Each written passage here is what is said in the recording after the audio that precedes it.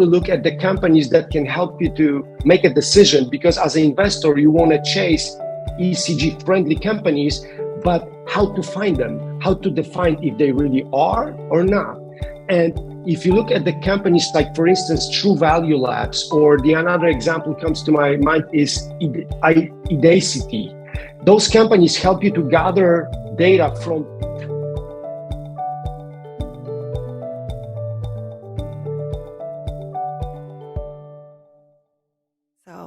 Welcome everyone to the Actionable ESG Talks Series, brought to you by AKFI, Actionable Knowledge Foundational Institute, the world's first nonprofit industry consortium committed to bridging the gap between ESG, sustainability, and digital transformation.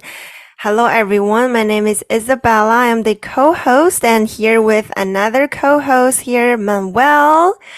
And Hello everyone, and our today's guest, Arek. Hello Arek. Thank you for being here. Hey, how are you? Thank you so much for having me. It's a huge pleasure. It's our pleasure as well. Thank you for joining us, Arek. Thank you so much. I really appreciate that opportunity, and I really like what you guys doing in terms of ESG and sustainability, and I'm very happy to talk about it today with you.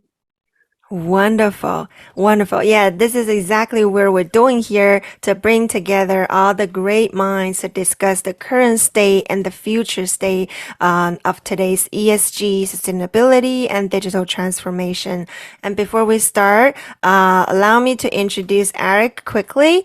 Arek is the U.S. Strategy Director and Principal AI Strategist at Future Processing. He has a track record of identifying organizational procedures that can be automated to boost productivity and efficiency. Working with customers, he recognized the ways and places where artificial intelligence can be most effectively incorporated into businesses, such as client customization, AI-enhanced innovations, and product data analysis. Thank you, Arek, for being here. It's very exciting to hear more about AI personally as well, not just for this talk. Yeah, of course. I'm happy to share your thoughts. Wonderful. Yeah, well, if I may maybe say a little bit what I think about where we are right now and what are my thoughts about it. I consider it as a huge chance. I mean, I really like to talk about artificial intelligence, and we talk about that in Future Processing all over the time, as the work needs to be done to uncover the real value it can bring to life. So if we talk about industries that we are actually working with, like financial institutions or construction companies, or even the NGO companies, everywhere there a lot of things can be considered as generating waste. Waste in terms of time, resources, it's a very huge topic. If we talk about, for instance, teachers, like trying to evaluate their work, and their work can be partially or semi-automated by algorithms that can do two things for them. First one, they can collect and analyze data automatically and show them or suggest them recommendations. You can imagine how much time can be actually saved. And if we think about ESG and this environmental part, when we have like energy efficiency, you can think about this, how much energy can be saved in terms of computing power by bringing more recommendations faster, and then let people to discuss those recommendations and prepare execution plans. And basically, I need to tell you, Isabella and Manuel, that this is something can be actually copy and pasted into many industries. Because if you let people to get results and insight faster, then they brain power, collaboration, and bringing diversity, inclusion, engaging different minds, different people into the same conversation, actually give them more time to do it. Otherwise, they need to put data, collect data, check data, and then bring the insight through the manual or semi-automated stuff. It takes more time and energy. So in terms of ECG, it's a huge chance, but I need to tell you, finding a great use case, finding a great foundation for calculating ROI, because it's business and everybody's interested in the returns, it takes time. And I like to name that phase like adjustment. When you really bring people together, adjust a little bit, and then introduce the proper algorithms, proper models, how to train them, and things like that.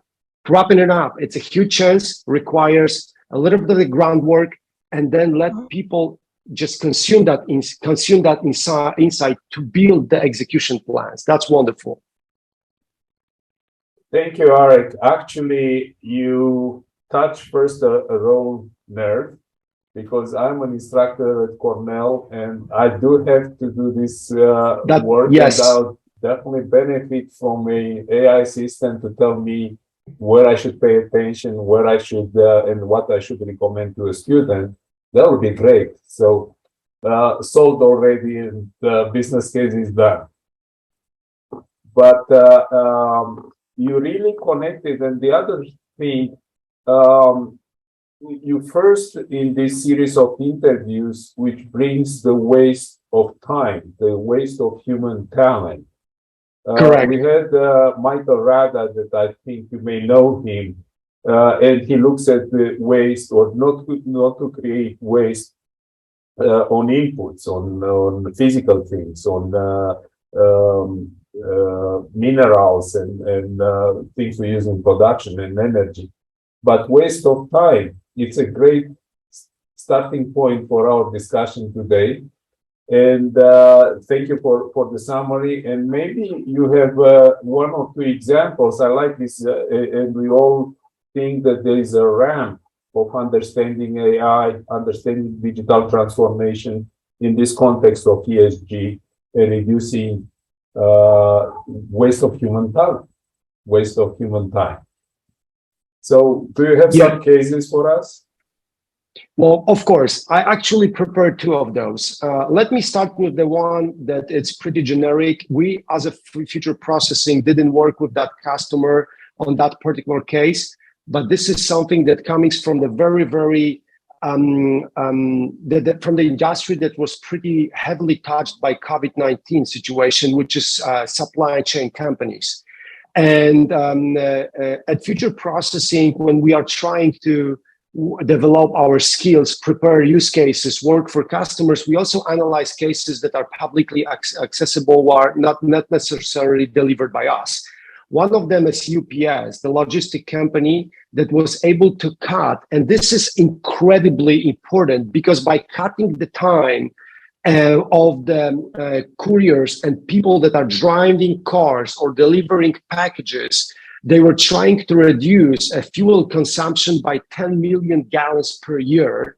And how they did it, that's fascinating case, because by connecting many data points, the gathering from weather, GPS, car, and routes they were actually designing, and thousands of other smaller data points like car types, like shift changes, like how they drive, where they drive, who's driving. They were able to cut the time of delivering packages. And thank you very much, Manuel, for actually mentioning about time waste, because as an ECG, you guys know better than I do that this is one of the driving change in any ECG pillars, because if you actually attack a time factor, you can influence many different KPIs. And this particular case in UPS, by cut the time, they cut the route size. And when they cut the route size, they actually cut the fuel consumption. When we look at the ECG, it can state on the government side and on the social impact, and actually on the environmental as well, which is what we consider the time factor as a route that can actually give you fruits in many different directions from the ECG perspective. The other case I can develop, it's our workflow propulsion company. This is a Scottish software provider that we're actually trying to minimize the time that it's needed for the, I would say, evaluations of teacher work. They have a pretty straight regime when it comes to procedures and process. And by attacking a time, they actually reduce the time, which influence how people work and collaborate each other. Again, social part of ECG, but at the same time, they give them a time efficiency and increase the productivity by putting the software together. So this is amazingly great. And I need to tell you one thing that actually fascinated me. Before this conversation, I tried to prepare a little bit as well, and I was studying a PwC report actually released in UK, and they actually predict that 38.2 million new jobs will be created or redesigned because we will reduce a time that will let people to look in other things. In putting other words, instead of being a teacher that work on evaluation, you can be a teacher that help to coach other teachers, aka new job, but at the same time you stay in your industry, but you can release a new time and utilize your skills better because your time was actually not wasted, which is actually fascinating topic. Excellent. And actually, I'm sure you know the moniker time is money.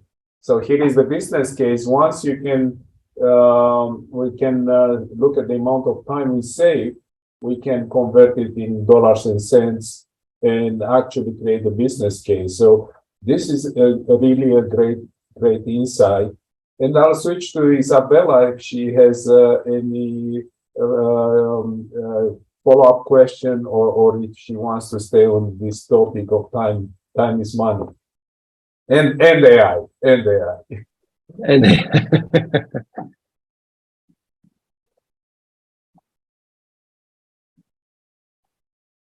Isabella, I think you are on mute. Oh, I'm sorry. Yeah, I said there was one thing that we can never reverse or purchase with money. It's time, right? So time is priceless, and the efficiency is definitely the key in generating business success.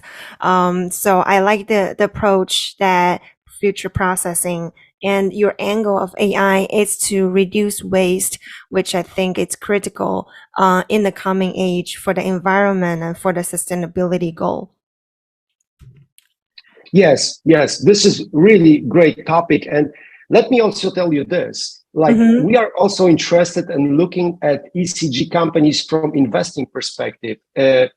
Think about investors that want to invest in, I would say, ECG friendly companies that think about, they eat and breathe sustainability every day.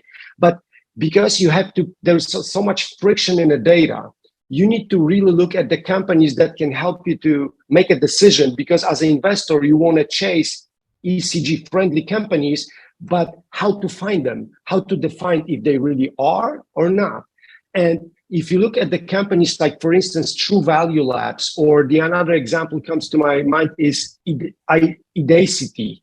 Those companies help you to gather data from thousands of different resources that are pretty much not structured, like for instance, SEC reports in the United States. You got that data together and they will bring like a consistent data set for you that you can actually use for making a decision about investment. We think that it's so cool because you can look at the companies from the different angle, and nobody has time and skills, because not everybody is an analyst that have endless time or a lot of time to put all different documents together and make that final decision. Hey, this is a ECG friendly company, or this is a sustainability business that bet on sustainability.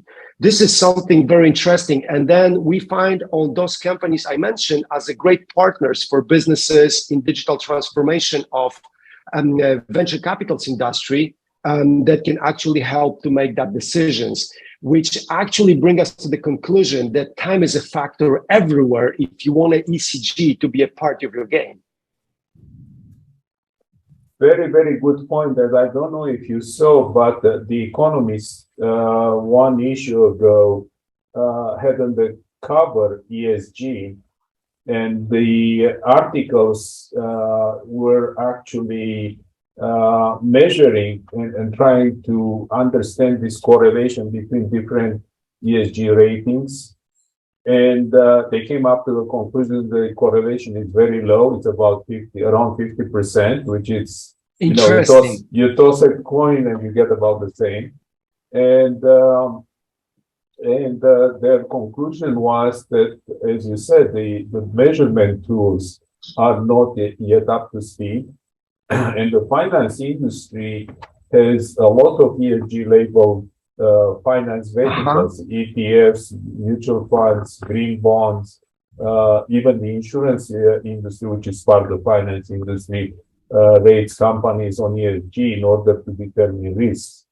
So you're bringing a very important element when you talk about how digital transformation can be used to actually measure the ESG and inform the finance industry about real measurements, about solid measurements. So there is not a better time than now for this. Correct. But also, I need to tell you, Isabella and Manuel, that diversity and inclusion, it's another huge thing. We know that it's the top of the ESG when we're speaking about these three famous pillars.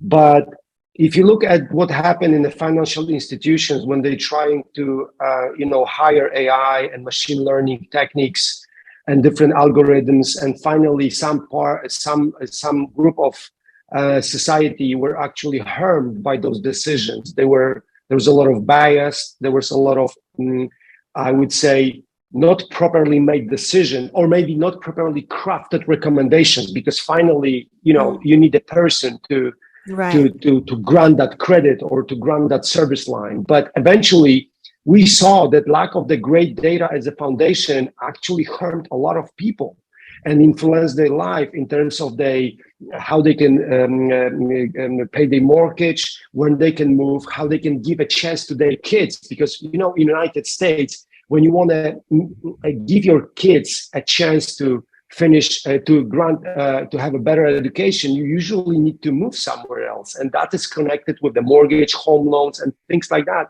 which influences many people. So we were talking about time wasting and time saving. We are talking about resources like UPS. We are talking about pushing our the educational industry. But here we're talking about like really groundwork we need to do to make sure that algorithm will serve people, not harm them or put them in a corner, which is so hard to get out of. So this is something interesting that we are analyzing in FP and trying to make sure that we are on the top of the game as well. Arek, and actually, you brought a very important part, because SNG in ESG, the social and the governance, are even much harder. And this is again, the economist proposes not even to try to measure them at the current stage, because there are no really good ways to measure it. And what you're bringing actually is very important, because there are ways to measure it. As you said, we collect large amounts of data, and we properly do an analysis. And if we very carefully see our analysis, because AI, it's actually capturing our biases as well as our data. But if we carefully see our biases, we can reach the diversity and inclusion.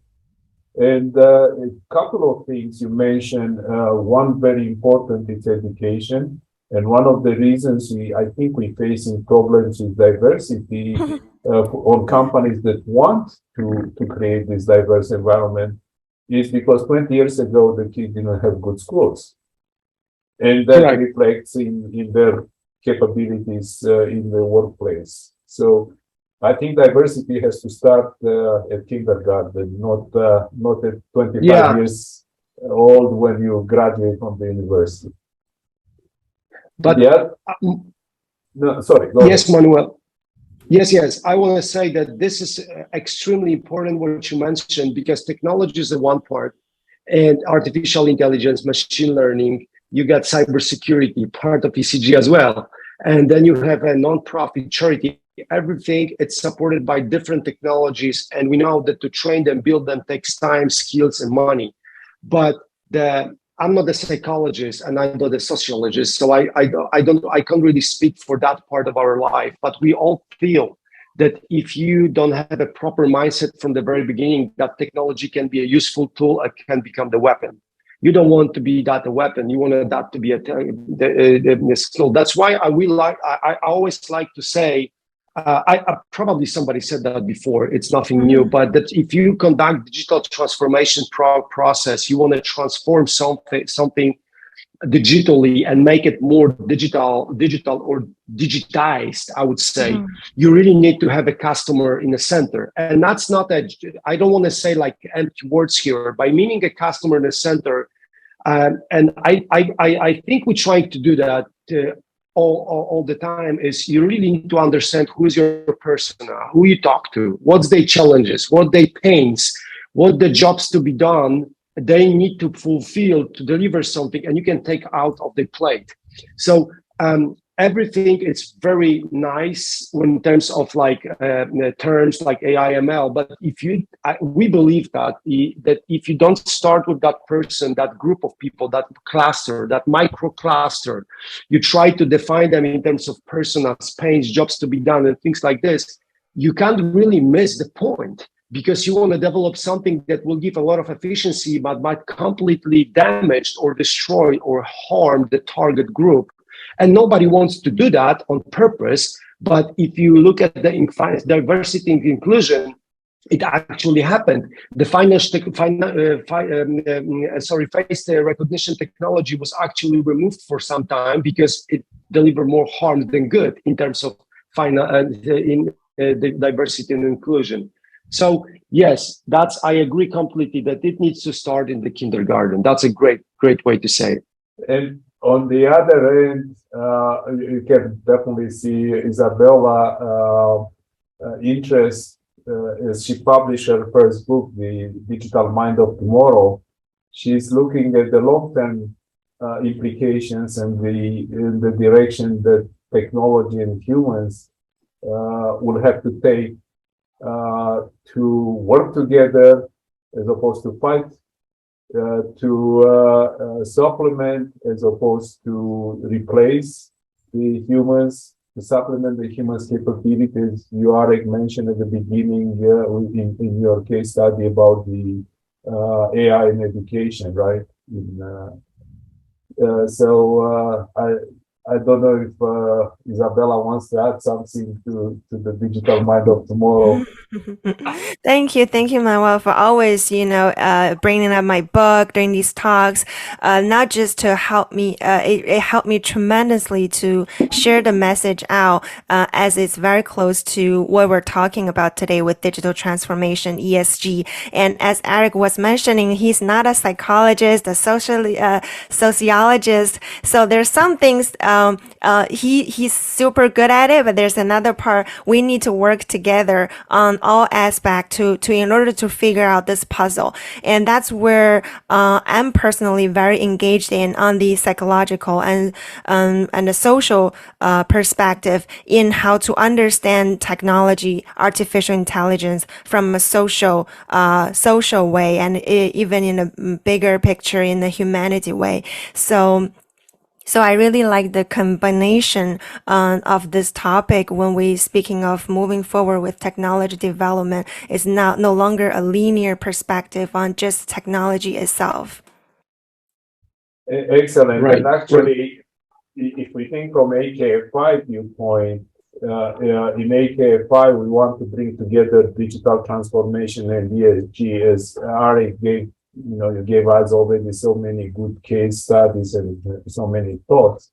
But I would like to emphasize our definition of digital transformation, because, as you said, is digitalization. And if you go around, everybody accepts that this is the digital part. It's well known, AI, IoT, Internet of Things, and so on. But we think there are two more factors that are many times neglected or not included.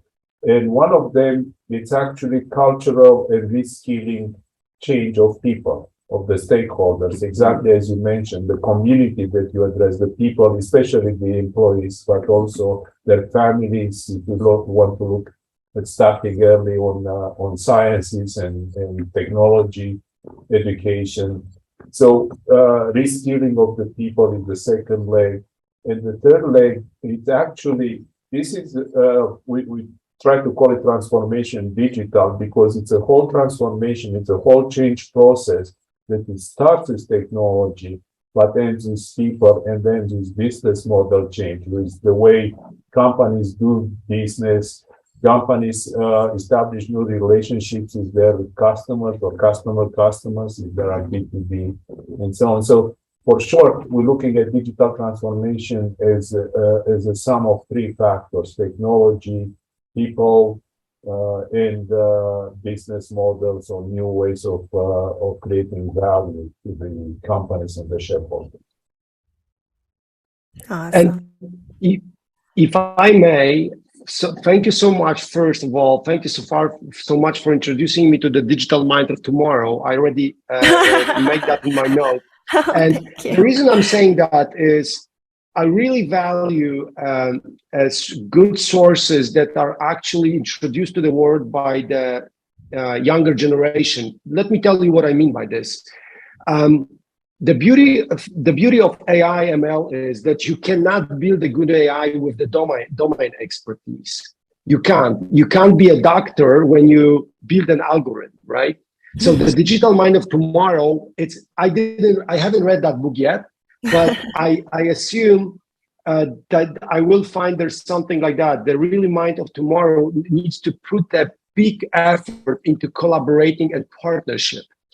And what Manuel mentioned is something that the change thing. We know, for instance, frameworks like ATCAR, like awareness, desire, knowledge, right? Ability and reinforcement. And if you really think about this, that collaboration can benefit so much the new technologies. Without this, we might build something dangerous or not useful or introducing too much bias or things like that. The really great part of this, what you mentioned, and thank you so much for bringing that two other factors of transformation on the table, is that change thing. It cannot happen by forcing people because there is so much collaboration possible that people can quickly verify if that works for you or not. So collaboration is a must to me, if you really want to make an impact for the change. So I would say that it's extremely important. Definitely, and it's actually a cultural change, as you mentioned, the ADCAR and other models of change. These models of change, if we think a little bit, they are really based on changing people, not changing processes, not changes technology. They focus on people. Unfortunately, in digital transformation, this is one of the reasons we brought forward AKFI. In digital transformation, companies fail to realize the numbers vary between 70 and 85%, 84%. Companies fail to realize their investment, return on investment. It's not so much openly talked about it, but in digital transformation, companies fail typically on culture or business model change. They bring the technology, they pay for it, and then the technology doesn't deliver value by itself. It needs people, it needs a new business model or an enhanced business model. So we've seen this, and this is one of the fundamental reasons we bring AKFI forward. Wonderful. Love it. I really found... Yeah, go ahead. No, I really found Arek's sharing encouraging and also mind-opening in two ways. First, it's the benefits, because personally, even from my book, I will confess that I didn't come from a very optimistic perspective when it comes to technology. I see downsides, I see issues, and Arek illustrates us a lot of benefits. And I want to clarify that technology, it's amazing. It's the way how we use it is the key in shaping the technology culture. And that's one thing I think Arek really refreshed me. I think also for the audience to remind us how powerful, how wonderful technology can be when we use it right. And the second point is I'll repeat again, the other puzzles in this digital transformation ESG arena in terms of more complex social younger generation education, those kind of topics should be mix into the conversation. It's not just about technology. And Arek, you don't know about it, but you have that awareness, and that's just phenomenal to me. I think more leaders and people in this field, yes, they should at least have the awareness, because that's the beginning of everything. And once we have that, everything will move into the direction. We can find a hope, find a resource, find a human capitals to build based on the awareness. So thank you for the sharing. I didn't ask too much because you sharing kind of answered a lot of my question already. The challenges we're facing and the right approach we should work together to build together. And if we have to end the conversation on a meaningful note, I will say, what's your advice to today's world leaders, to the people that are at the frontiers around digital transformation and sustainability? What's your advice for them in this fast-changing digital world? Mm-hmm. Thank you so much. It's a great pleasure to be here and talk to you about this. And I need to know that it's very hard to say something to the smart people right there, because I believe there's a lot of great leaders and they know what they're doing in terms of being responsible. We know there is no planet B. That was the foundation of ECG conversation in Paris one day. There's no planet B. You need to be responsible. And that would be one thing, that if you really start to build software or algorithm or whatever, and you have a responsibility as the foundation, I think you actually shaped a great course, because you will be automatically caring about waste productivity. So that thing will be, let's be responsible. The second thing will be, let's collaborate, let's discuss. Sometimes, life sometimes can be hard when you have discussions, different points of view, because you want to move fast. You need to move fast if you want to win.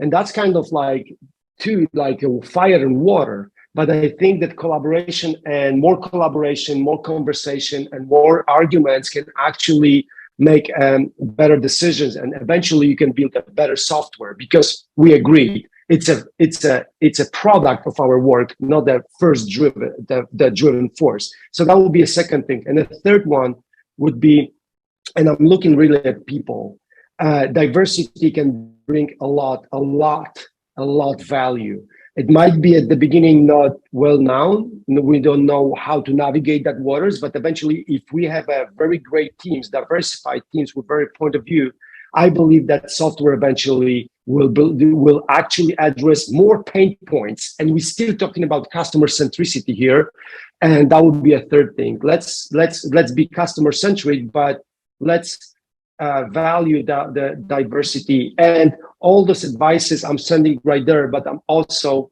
talking to myself. Just be there and do those three things. And I think we can improve that process, and it can give us better results.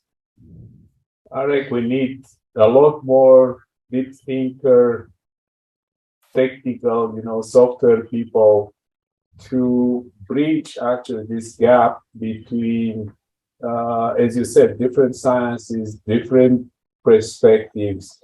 And you summarize it very well as the term diversity, but it's diversity in skills, diversity in thinking, and of course, diversity in the human way, gender diversity and race diversity as well. And location diversity is this. Yes, I agree. And it's so great to discuss that with you, because you are brilliant minds. You understand this. You brief it out. It's your bread and butter. And I think this is a huge value to the world we can all bring, that eventually influence that project management, that software that is being built, that testing environments. That's actually, it's a context of everything. Thank you. I wish we have another hour or two at least for today's conversation. Me too. We want to keep it within a time frame, but definitely would like you back, maybe either on one-on-one discussion like today or on a panel format. We have people of different skills and different backgrounds. I think will be very interesting. Isabella, may I turn it back to you? Yeah, thank you, Arek. Thank you, Manuel. Thank you, It was Isabella. a fantastic conversation. And I want to thank you to all our audience as well for tuning in, spending the time with us. Make sure you check out our newest episode. Every week we have a new episode coming out, a new talk series with awesome speakers like Arek. You will gain new perspectives on how to mitigate risk and create value by integrating ESG and digital transformation. So thank you all very much again. We'll see you all at the next one. Goodbye from everyone. Thank you. Bye-bye. Bye-bye. Thank you. Thank you, Ari. Thank you. Isabella. Thank you. Bye.